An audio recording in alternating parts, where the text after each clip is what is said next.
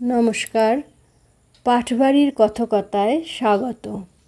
আগামী 9ই ভাদ্র 1431, 26শে আগস্ট 2024 সোমবার স্মার্ত মতে জন্মাষ্টমী ব্রত, আর 10ই ভাদ্র মঙ্গলবার গোস্বামী মতে শ্রীকৃষ্ণ জন্মাষ্টমী ব্রত সম্পন্ন হবে। সেদিন আবার স্মার্তমতে নন্দোৎসব। শ্রীকৃষ্ণের জন্ম যে কংসের কারাগারে, এ কথা সর্বজন বিদিত, কিন্তু অনেকের মনে সংশয়, সত্যিই কি শ্রীকৃষ্ণ জন্মগ্রহণ করেছিলেন? শ্রীকৃষ্ণ বলে কি কোনো দিন কেউ ছিল, নাকি কেবলই গল্প কথা? আমরা বিভিন্ন গ্রন্থ পাঠের মাধ্যমে শ্রীকৃষ্ণের জন্মকথা আলোচনা করব। আশা করি আপনারা সঙ্গে থাকবেন। কৃষ্ণ দ্বৈপায়ন বেদব্যাস বা ব্যাসদেব শ্রীমদ্ ভাগবতের 9ম স্কন্ধের 49 অধ্যায়ে শ্রীকৃষ্ণের জন্মকথা আলোচনা করেছেন। ঐতিহাসিকগণ বিচার করবেন যে ব্যাসদেব ব্যক্তিবিশেষ ছিলেন, নাকি ব্যাসদেব উপাধি বিশিষ্ট বহু মুনি বর্তমান ছিলেন। আমরা ব্যাসদেবকে ব্যক্তিবিশেষ ধরে নিয়েই তাঁর রচনার পদ্যাকারে বঙ্গানুবাদ পাঠ করব। তারপর আমাদের মনে যে সংশয়, কৃষ্ণ নামে কেউ ছিলেন কি না, কৃষ্ণ কখনো জন্মেছিলেন কি না, সে বিষয়ে আলোচনা করব কিছু প্রামাণ্য গ্রন্থ থেকে। সুতগণ শুনো শুনো শৌনকাদিগণ, নররূপে যথা কৃষ্ণ করে আগমন। অপূর্ব শাস্ত্রের বাণী ব্যাসের বিচার, সূক্ষ্মরূপে না বুঝিলে বুঝে শক্তিকার। চরিত্র আরোপ করি ইঙ্গিতের ছলে, তত্ত্বজ্ঞান থাকে যাহে শ্রীপুরাণ বলে। সংসার চরিত্র পড়ি ঈশ্বর চরিত্র, মিলায়ে রচিল ব্যাস পুরাণ পবিত্র। যদুবংশে এক কৃষ্ণ মানব সন্তান, অপূর্ব প্রভাব তাঁর ঈশ্বর সমান। তাঁহার চরিত্র পড়ি আরোপ করিয়া, বিশুদ্ধ ঈশ্বর লীলা দিলা দেখাইয়া। সে কৃষ্ণের জন্মকর্ম অপ্রাকৃত হয়, এই কথা শ্রুতি স্মৃতি সর্বশাস্ত্রে কয়। ধন্য সে মানব জন্ম ধরে কৃষ্ণ নাম, কৃষ্ণরূপে কৃষ্ণগুণে পূর্ণ যার কাম। নর কৃষ্ণ কথা যেই বুঝিবারে পারে, মহাকৃষ্ণ তত্ত্ব সেই বুঝে এ সংসারে। এই কথা ক্রমে ক্রমে হইবে বিচার, দশমে ঈশ্বর লীলা করিব বিস্তার। সুতের শুনিয়া বাণী যত মুনিজন, করালেন সাধুবাণী তাহারে শ্রবণ।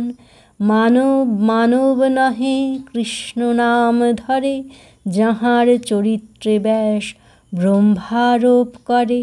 উভয় চরিত্র বৎস ইঙ্গিতের প্রায়, বুঝাইয়া দাও যদি তবে বুঝা যায়। যদুবংশে এক মানব সন্তান জন্মগ্রহণ করলেন, যার নাম কৃষ্ণ। তার এমন অপূর্ব প্রভাব যেন ঈশ্বরের সমান।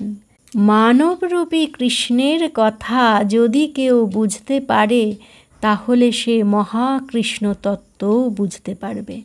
9ম স্কন্ধের শেষে এই কৃষ্ণের জন্মের কথা, আর 10মে কৃষ্ণের লীলার কথা। এই জন্মকথা বা ঈশ্বর লীলার কথা কে বলছেন? শৌনকাদি ঋষিগণ দীর্ঘকাল ধরে নৈমিষারণ্যে এক যজ্ঞের অনুষ্ঠান করেছিলেন। সেখানে মহর্ষি রোমহর্ষণের পুত্র উগ্রশ্রবা এসে উপস্থিত হলেন একদিন। মহর্ষি রোমহর্ষণ ছিলেন বেদব্যাসের শিষ্য। ব্যাসদেব বহু গ্রন্থ রচনা করে তা তার বিভিন্ন শিষ্যদের মধ্যে ভাগ করে দেন অধ্যয়ন এবং অধ্যাপনার জন্য। তার মধ্যে রোমহর্ষণ পুরাণ ও ইতিহাসে পাণ্ডিত্য অর্জন করেছিলেন। মহামুনি উগ্রশ্রবা পিতা রোমহর্ষণের কাছে পেয়েছিলেন পুরাণ ইতিহাসের আদি গ্রন্থ। তাছাড়া কশ্যপ, সাবর্ণী এইসব মুনিদের সঙ্গে উগ্রশ্রবাও মূল সংহিতাগুলো ব্যাসদেবের নিকট পড়েছিলেন। পরীক্ষিতকে যখন শুকদেব ভাগবত কথা বলছিলেন তখন শ্রুতিধর একমাত্র উগ্রশ্রবা যথাযথভাবে সমগ্র ভাগবত কাহিনী মনে রেখেছিলেন।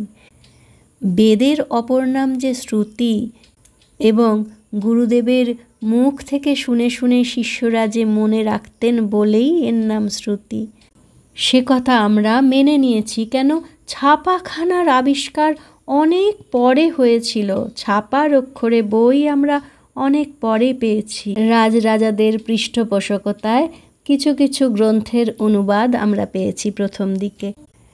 বেদ পুরাণকে বিভিন্ন ভাষায় অনুবাদ করে ধরে রাখবার চেষ্টা সেই তখন থেকেই। তাহলে তার আগে গুরু শিষ্য পরম্পরায় ভাগবত কাহিনী এক থেকে অপরে সঞ্চারিত হচ্ছে, আমরা শ্রবণ করছি। গীতার মাহাত্ম্য বা ভাগবতের মাহাত্ম্য সর্বত্র সুতোর কথা সুতো কহিলেন এই রকমই শুনি আমরা। এখানেও সুত উগ্রশ্রবাকে নৈমিষারণ্যে সমাগত দেখে শৌনকাদি ঋষিগণ ধরে বসলেন যে তাদের ভাগবত কাহিনী শোনাতে হবে। উগ্রশ্রবা সানন্দে মুনিদের নিকট শ্রীমদ্ ভাগবত পুরাণ বর্ণনা করলেন। এই ভাগবত পুরাণ সর্বপ্রথম স্বয়ং ভগবান বলেছিলেন ব্রহ্মাকে। ব্রহ্মা বললেন নারদকে। নারদ এই হরিলীলা বিষয়ক কাহিনী সম্বন্ধে উপদেশ দিলেন ব্যাসদেবকে। ব্যাসদেব ভাগবত রচনা করে পাঠ করালেন পুত্র শুকদেবকে। পরীক্ষিতের কাছে শুকদেব যখন ভাগবত বর্ণনা করছেন তখন রোমহর্ষণ পুত্র উগ্রশ্রবা মুনি যথাযথভাবে তাকে মনে ধারণ করে রাখলেন এবং পরে নৈমিষারণ্যে শৌনকাদি ঋষি সমীপে এই অমৃত মধুর ভাগবত কাহিনী প্রচার করলেন। এইভাবেই ভাগবতের সৃষ্টি, আর এইখানেই এই ভাগবতেই শ্রীকৃষ্ণের জন্মলীলা রয়েছে যেটা আমরা পাঠ করছি। এই মুনিদের কাহিনী আমাদের স্বীকার করতেই হবে, কারণ আমরা কি আমাদের পূর্বপুরুষদের স্বীকার করি না? প্রপিতামহ থেকে পিতামহ, পিতামহর থেকে পিতা, তার মাধ্যমে আমরা অনেক গল্পই শুনি, পরবর্তী প্রজন্মকে সেই সব গল্প বলি। ঠিক একইভাবে এই সকল পৌরাণিক কাহিনী এক থেকে অপর প্রজন্মে বাহিত হয়েছে। তাই বলা হচ্ছে যে নরকৃষ্ণ কথা যেই বুঝিবারে পারে, মানবরূপী কৃষ্ণের কথা যদি কেউ বুঝতে পারে সে মহাকৃষ্ণ তত্ত্বও বুঝতে পারবে। সুত কহে শুনো তবে যত মুনিজন, আরোপের ভাব কিছু করিব বর্ণন। নররূপী সেই কৃষ্ণ করে লীলাতীন, দেখায় ব্রহ্মের সহ বুঝিলে অভিন। বাল্য ও যৌবন আর অন্তলীলাময়, মহাযোগী ঐশ্বর্যের অধিকারী হয়। বিস্তৃত যাদব বংশে তাঁহার প্রকাশ, সত্যগুণে জন্ম তাঁর সাত্ত্বিক আভাস। সত্যগুণময় শিশু অজ্ঞান না পায়, মধুর মধুর ভাষে সকলে ভুলায়। এমনি পরম ব্রহ্ম সৃষ্টিলীলা করে, মায়ার সাত্ত্বিক গর্ভে আত্মা নাম ধরে। আত্মারূপে সকলের বাসনা বুঝিয়া, সবারে করেন মুগ্ধ চৈতন্য ব্যাপিয়া। যৌবনে মানব কৃষ্ণ, ঐশ্বর্যে ঈশ্বর, নরনারী সকলের হৃদি সহচর। প্রকৃতি সহিত তাই ব্রজের জীবন, সেই কালে আত্মারূপে ভগিনী মগন। ধর্ম দিয়া জীব রক্ষা কর্তব্য আত্মার, এই মর্ম কুরুক্ষেত্রে হইল বিচার। ধর্মাদি আরোপ ব্রহ্ম সহায় যেমন, যেমন করেন জীবে ঈশ্বর পালন। সেইভাবে কুরুক্ষেত্রে নরগণ সহ, দেখাইলা নরাকৃতি থাকি অহরহ। শ্রীকৃষ্ণের বাল্যলীলা, যৌবন লীলা এবং অন্তলীলা, এই 3 লীলা আস্বাদন করলে নররূপী কৃষ্ণের আভাস পাওয়া যায়। 3টি যে গুণ, সত্ত্ব, রজ আর তম, শ্রীকৃষ্ণ সত্ত্বগুণময়, সত্ত্বগুণে তার জন্ম, তাই সাত্ত্বিক আভাস। বাল্যলীলায় তার মধুর মধুর ভাষায়, আধো আধো কথায় সকলেই ভুলে যায়। আর যৌবনে মানব কৃষ্ণ, তিনি ঐশ্বর্যে ঈশ্বর, নর নারী সকলের হৃদয়ের বন্ধু। ব্রজের জীবন, কুরুক্ষেত্র রণাঙ্গনে তিনি বুঝিয়েছেন আমাদের ধর্ম কি, আমাদের কর্ম কোনটা, অকর্মই বা কি, কর্তব্য অকর্তব্যের জ্ঞান দিয়েছেন। তিনি নিজে আচরণ করে দেখিয়েছেন আমাদের কি করা উচিত। তিনি বলছেন, আমি কর্ম না করিলে পার্থ দিন দিন জীবিকা নির্বাহ ভবে হইবে কঠিন। যদি তিনি মানুষ না হন তাহলে মানুষের কাজ কি করে বোঝান?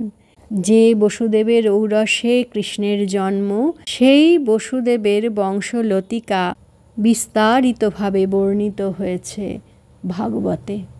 রামায়ণে আমরা সূর্যবংশ, চন্দ্রবংশের উৎপত্তি, পরবর্তী প্রজন্মের কথা পাঠ করেছি। এখানেও তাই সেই নামগুলি জানতে পারব, বুঝতে পারব সেই বংশের ধারাবাহিকতা। হয়তো মনে আছে আদিপুরুষ নিরঞ্জনের কথা, যার থেকে ব্রহ্মা বিষ্ণু মহেশ্বরের উৎপত্তি। সেই ব্রহ্মার মানসে জন্ম মরীচির। মরীচির পুত্র কশ্যপ। মরীচির পুত্র হন কশ্যপ সুজন। কশ্যপের বিবস্বান পুত্র মহাজন। বিবস্বান হতে হয় বিস্তার সংসার। শ্রাদ্ধদেব নামে পুত্র, খ্যাতি সুবিস্তার। শ্রাদ্ধদেব নিজ তেজে আর জ্ঞান বলে, সমাজে বাঁধিল জীব মন্বন্তর কালে।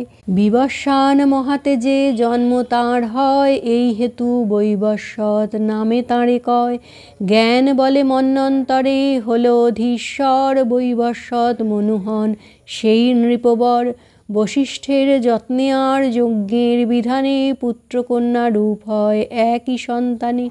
পুত্রভাব পায় যবে রাজার নন্দন, সুদুম্ন তাহার নাম কহে সর্বজন। কন্যারূপে ইলা নাম তাহার প্রকাশ, পূর্বেতে দিয়াছি রাজা ইহার আভাস। মৃগয়া কালেতে সেই সুদুম্ন তনয়, মহেশের শাপে যবে নারীরূপী হয়।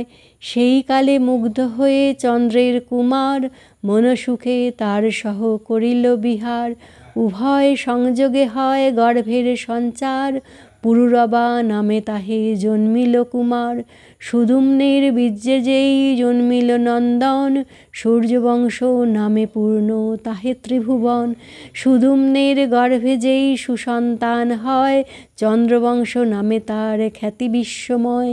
এহেন পবিত্র বংশে কৃষ্ণ মহামতি, ভগবান রূপে জন্মে সুপবিত্র অতি। পুরুরবা উর্বশীরে করি পরিণয়, উৎপাদন করিলেন সাধুপুত্রচয়। তন্মধ্যে কনিষ্ঠ পুত্র আয়ু নাম যার, সুপবিত্র মহামতি ধর্মের আধার। নহুষ নামেতে তার প্রধান নন্দন, মহামতি 6 পুত্র তাহে জন্মলন। 6 জন 6 ভাবে হয় সাধুজন, সবার পবিত্র ভাব চরিত্র কীর্তন। যযাতি নামেতে তার দ্বিতীয় তনয়, প্রবল প্রতাপী রাজা অতি মহাশয়। 2 পত্নী তার ছিল অতি শুদ্ধমতী, শর্মিষ্ঠা ও দেবযানী অতি গুণবতী। দেবযানী গর্ভে 2, শর্মিষ্ঠার 3, 5 পুত্র যযাতির জ্ঞানেতে প্রবীণ। হয়তো মনে পড়ছে যে শর্মিষ্ঠা দেবযানীর পুত্রদের কথাও পাঠ হয়েছিল রামায়ণে। রামায়ণ তো আদি কাব্য। রামায়ণের যুগটা হচ্ছে ত্রেতা যুগ, আর কৃষ্ণেরটা দাপর। একটা যুগ শেষ হয়ে গেছে মানে একটা সংস্কৃতি, আমাদের পৌরাণিক ভারতবর্ষ ডুবে গেছে, ভেসে গেছে তা নয়। কিছু জিনিস ধ্বংস হয়েছে, কিছু মানুষ চলে গেছেন, কিন্তু সংস্কৃতির ধারক হিসেবে কেউ তো রয়েই গেছেন। সেইভাবে সেই নামগুলি ইতিহাসে বর্ণিত হয়েছে। দেবযানী পুত্র যদু, তুরুবসু রাজন, দ্রুহু অনু, পুরুতিন, শর্মিষ্ঠানন্দন।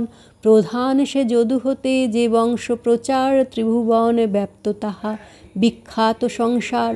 যদুবংশ মহাবংশ খ্যাত ত্রিভুবন, সেই বংশে জন্মিলেন কৃষ্ণনারায়ণ। এই যে কৃষ্ণকে বলা হয় যাদব, যদু বংশে জন্ম নিয়েছেন। এই যদু বংশের উৎপত্তি কোথা থেকে হলো?